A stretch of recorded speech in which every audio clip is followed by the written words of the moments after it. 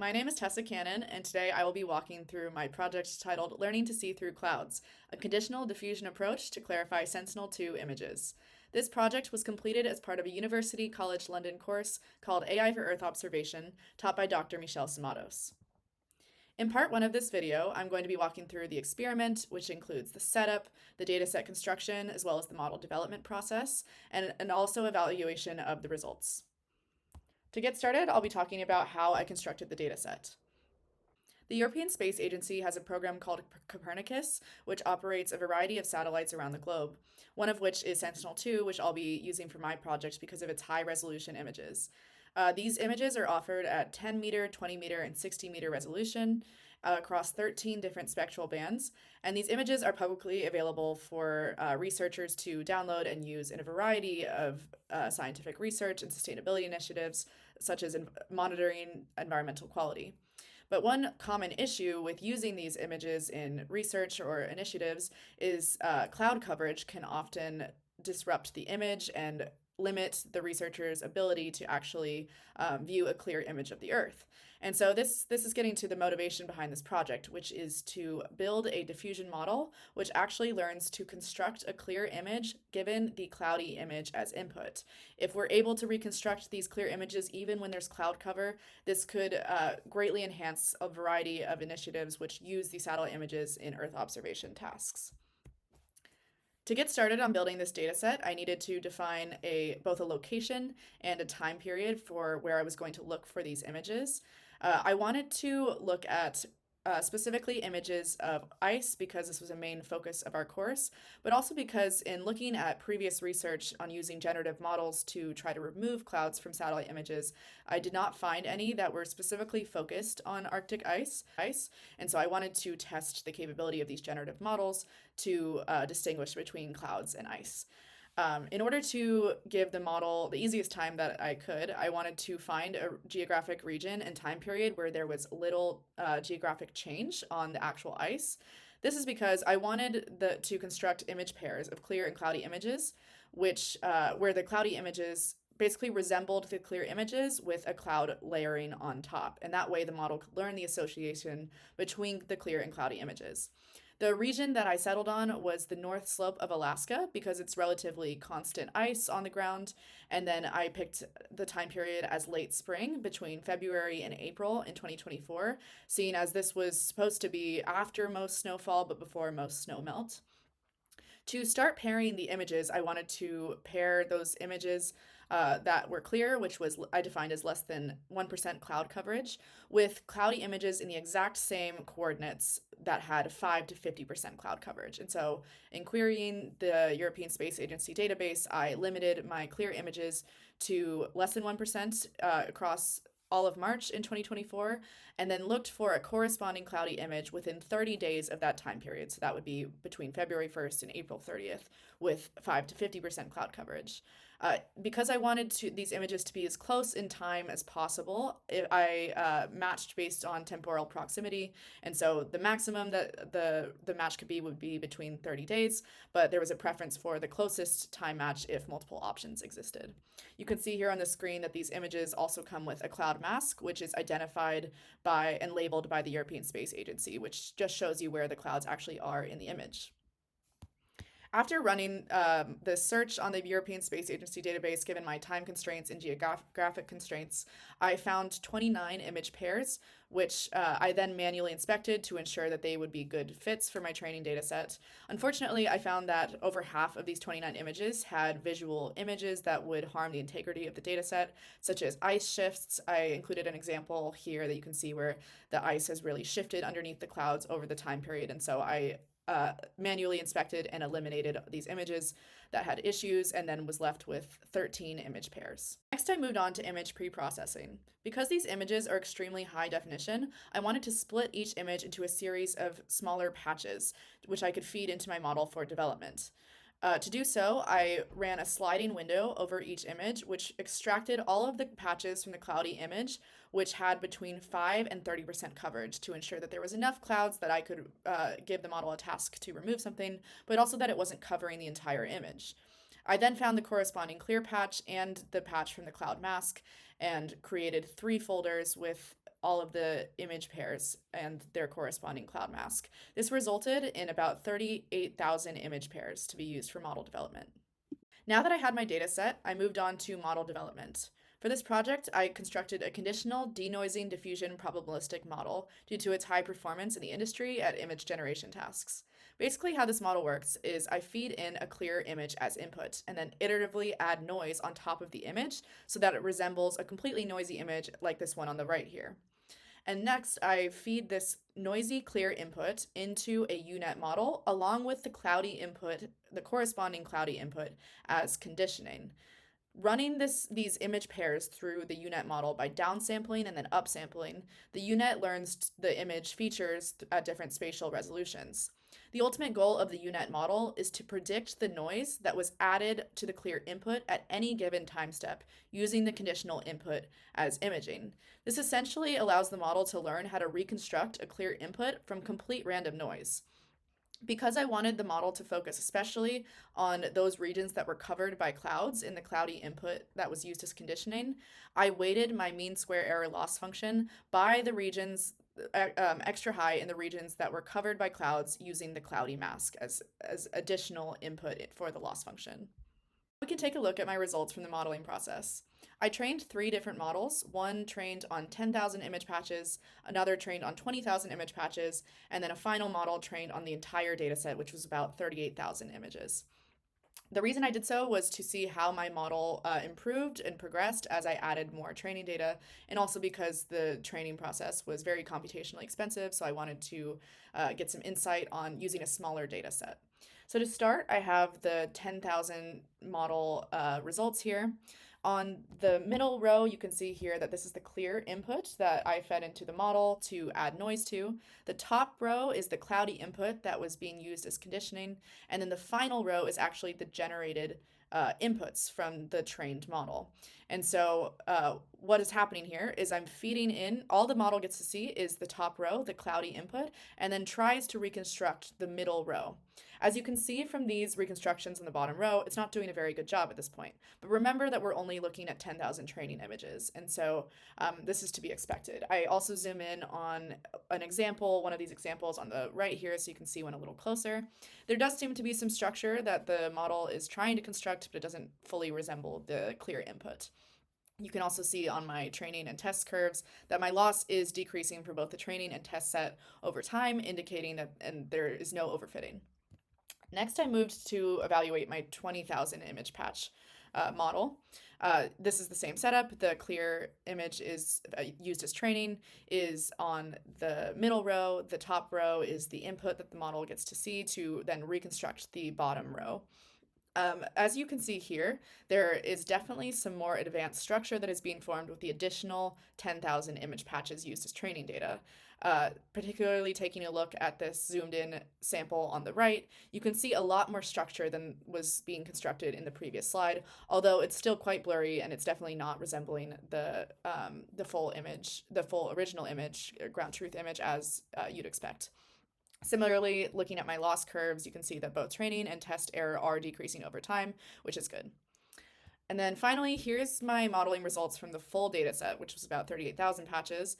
And as you can see from the bottom row here, you might be thinking that the model got a lot worse, and that's what I thought at first as well. But then I zoomed in on one of these samples and found something really interesting. It actually seemed, once you zoomed in and looked at these images in their unnormalized scale, that there actually was more structure that's being constructed. And if you compare this to the ground truth image, you can see that this is the sample from the leftmost column. You can see that there is more structure than the previous models by those fine lines that are being constructed out of the image. This is really interesting because it seems that there is more structure that the model is picking up on, but it just seems to be blanketed in a layer of noise. So this could suggest that the model is simply not done training. It could use more training epochs to continue to learn how to denoise the inputs.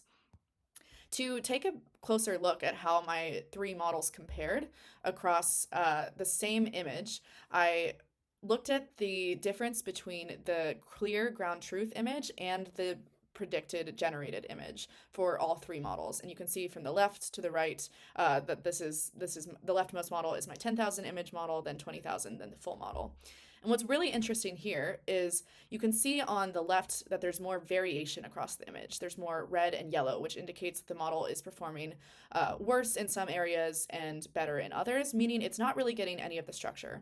And then as you go to the right, you'll see that there's less and less yellow. There's less variation. It's more just a blanket of noise that seems to be laid across the image. This confirmed what I was seeing in the zoomed in generated image, that there is some structure that the model is picking up on. It's just not able to remove all of that noise yet. And so my hypothesis is that with additional training, that the model actually could be able to accurately reconstruct these clear images, but just because of computational constraints and time constraints that I had during this project, I wasn't able to train the model for more than 5 epochs, and I also wasn't able to continue further experimentation. In conclusion, I want to talk about some of the limitations I faced in this project and opportunities for future work. As I just mentioned, I had several time and resource constraints for model development due to the intensive training time that is required for diffusion models. I didn't have a lot of time to experiment with model architecture, so this was a severe limitation on the performance of my model. And then I also want to talk about some data set limitations. So first of all, my data set size was rather limited. I only had 38,000 image pairs, which might sound like a lot, but diffusion models are extremely data hungry, and so basically the more data, the better. Another large problem I want to call out is that I was hoping that the clear images that I found corresponding to the cloudy images would essentially serve as a ground truth, in that in the region of a cloudy image which isn't covered by the cloud, I would hope would be identical to that same region in the clear image.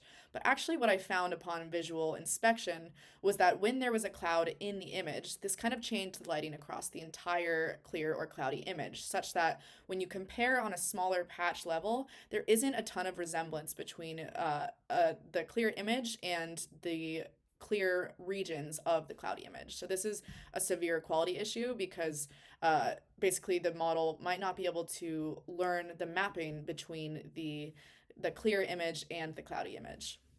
I also noticed some cloud ambiguity, meaning some of the clouds were very hazy and thin, which meant that when you zoomed in to the cloudy image, those small image patches, it might not have been clear where the cloud actually was and what the model was trying to remove.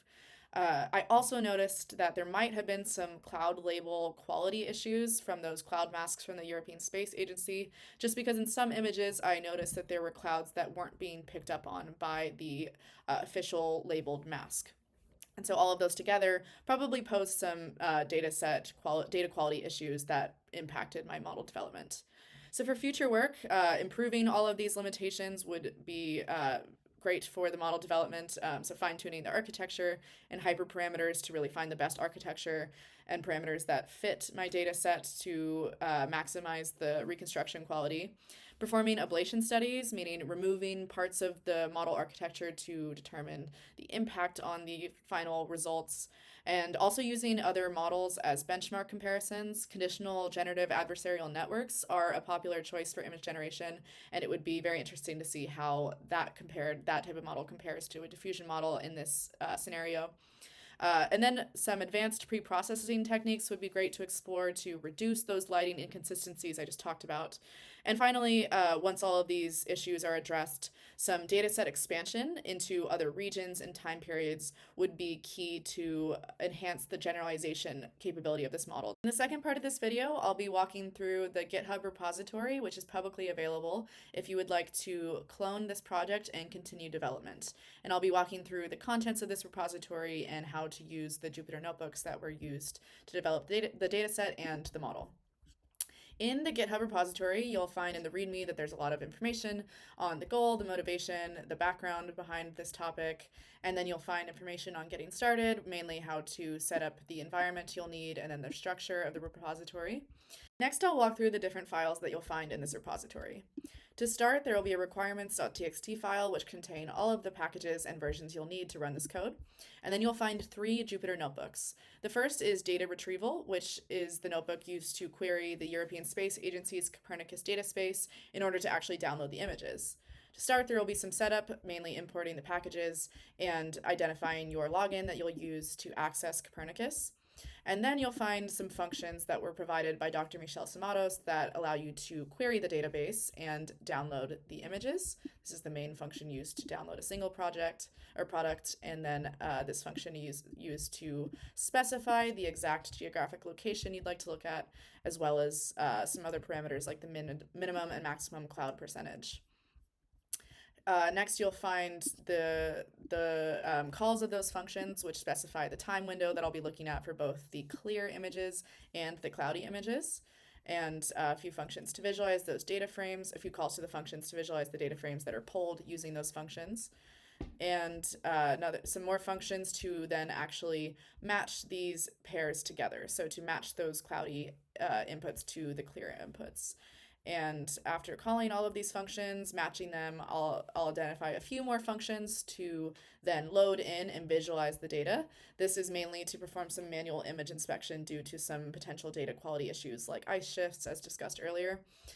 In this file, you'll find some leftover examples that I left here, so you can see some of the image pairs that had data quality issues, or those that were clear that I manually inspected and decided whether to keep or remove. At the bottom of the notebook, you'll find a list where I identify the pairs that I removed and the main reason for doing so. The next notebook is dataset creation. This is where I load in those Sentinel-2 images that I had just downloaded in the previous notebook and then pre-process them by sliding that window over each image and then extracting a 256 by 256 patch from the cloudy image and then their corresponding patch in the clear image and the cloud mask. So these two functions are what are being used to do that. After that, I visualize the cloudy patch and clear patch example along with the corresponding cloud mask, and then I save all of those approximately 38,000 pairs to the same directory. I'll visualize some more pairs down at the bottom so you can see exactly what they're looking like.